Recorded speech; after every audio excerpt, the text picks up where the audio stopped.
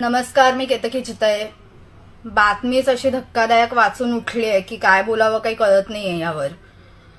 म्हणजे ज्या लोकांनी तुम्हाला मतही दिलं नाही त्याला स्ट्रेंथन करायला, त्याचं बळकटीकरण करण्यासाठी तुम्ही त्यांना 10 कोटी रुपये देताय.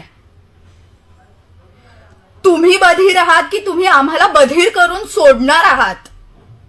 मी नेहमी म्हणत होते की लोकसभामध्ये तर कोणाला मत द्यायचं हे ठरलेलं आहे, त्यात काही प्रश्नच नव्हता. कारण सेंटर मला माझा प्रधानमंत्री कोण हवाय हे बघून मत दिलेलं होतं.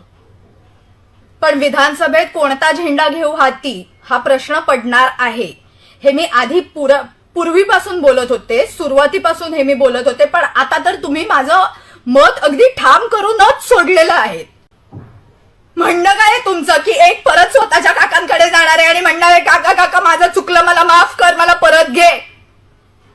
दुसरी व्यक्ती काय करतेय, 3 चाकी सायकल चालवता येत नाहीये, डोक्यात हवा गेलेली आहे म्हणून परत मी माझे 3 चाकी रिक्षा चालवायला निघतो असं म्हणणार आहे. आणि तिसऱ्याचं तर काय, रेझिग्नेशन ऍक्सेप्टच केलं जात नाहीये. माझा राजीनामा घ्या, माझा राजीनामा घ्या हे ऍक्सेप्ट केलं जात नाहीये.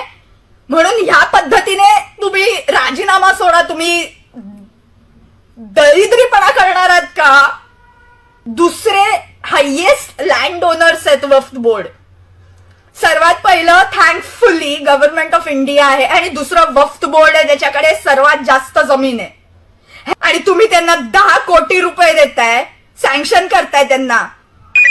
अरे निर्लज्ज माणसांनो, थोडं संघाला तोडलत, सनातनींना तोडताय.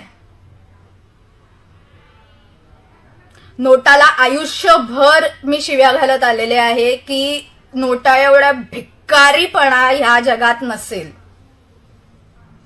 पण थँक्यू 3 तिघाडी सरकार, तुमच्यामुळे विधानसभेत नक्की नोटाचं बटन दाबेन.